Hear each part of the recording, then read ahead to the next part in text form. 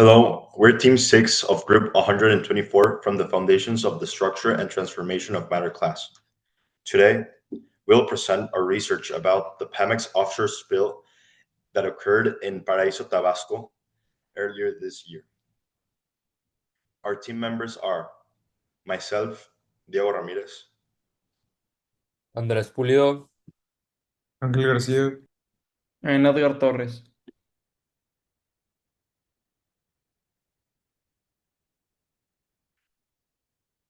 The spill occurred in a submarine duct that transported oil from platform Acal C to the Dos Bocas terminal. About 300 barrels of crude oil leaked into the Gulf of Mexico, affecting more than 16 kilometers of coastline. Cleanup operations lasted until May 9th, 2025.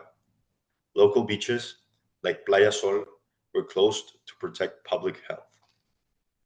Here we have a news article and a photo from an above viewpoint of the Paraíso Tabasco coastline, which was the area affected by this oil spill.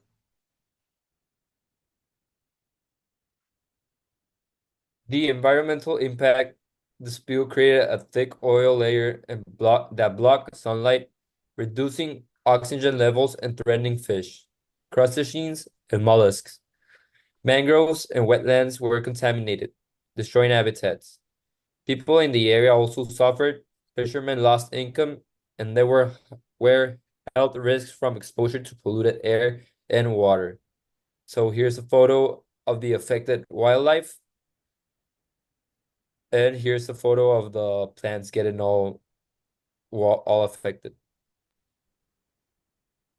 So, talking about the chemicals involved, the spill primarily contained hydrocarbons such as methane, ethene, hexene, benzene, and octane, as well as water as the surrounding medium. Here we show in the Lewis structures, which illustrate how atoms are bonded. And also, talking about the molecular geometry and polarity, methane is tetrahedral and nonpolar. Ethene has a planar double bond structure, while hexene and octane are long, flexible, nonpolar chains. And benzene is a planar aromatic ring with allylic electrons. And finally, water is bent and highly polar. These differences are crucial because hydrocarbons are nonpolar and do not mix with polar water. Talking about the physical properties of the elements involved, methane and ethene are gases at room temperature and evaporate more easily. Hexane, benzene, and octane are liquids, but they are all less dense than water and float. Their solubility is very low, which is why oil slicks persist.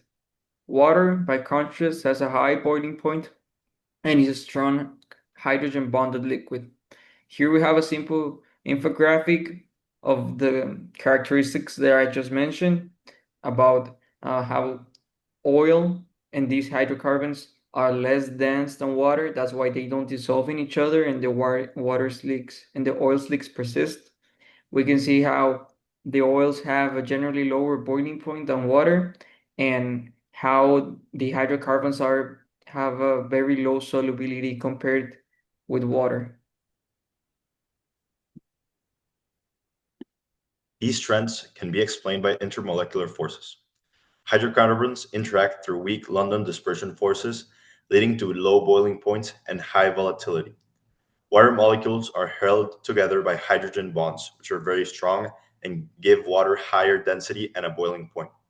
This difference is why oil floats and spreads on the surface. We can see on this image how the H and O atoms are connected through hydrogen bonds and how dispersion forces and electrostatic attraction are the forces between the nonpolar molecules of these hydrocarbons.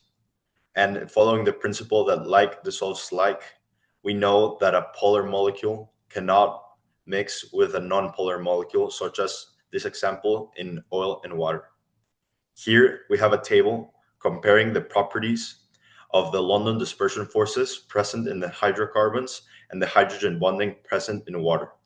And we can clearly see There are differences in how hydrogen bonding is way stronger, which gives it a higher boiling point and bigger strength in their bonds.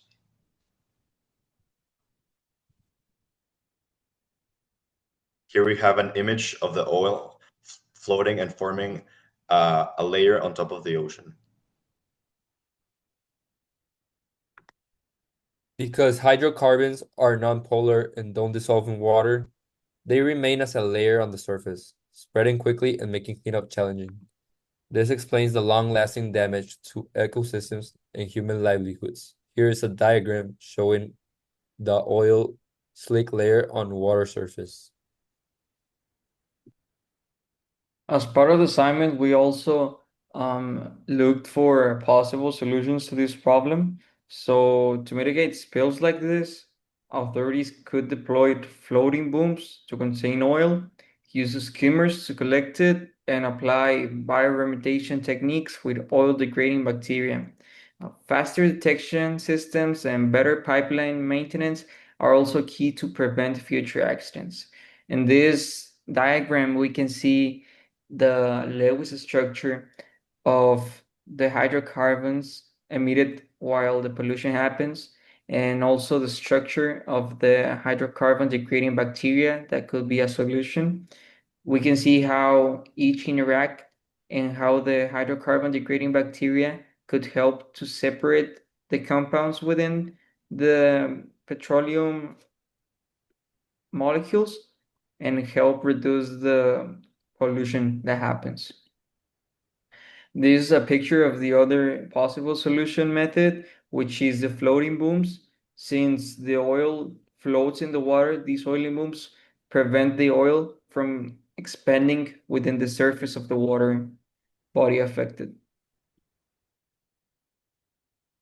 Here, we also include the team efforts that everybody did while making this presentation and this investigation. Diego made the table, the reflection, and the comparison. Andres organized the images, the conclusion, and added some details.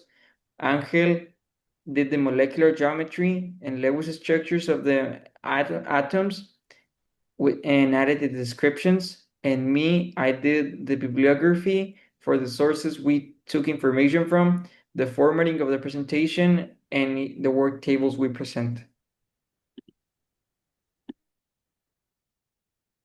And lastly, we have our references. These were the ones we used for our research, including PEMEX reports, news articles, and chemistry sources. That's all. Thank you.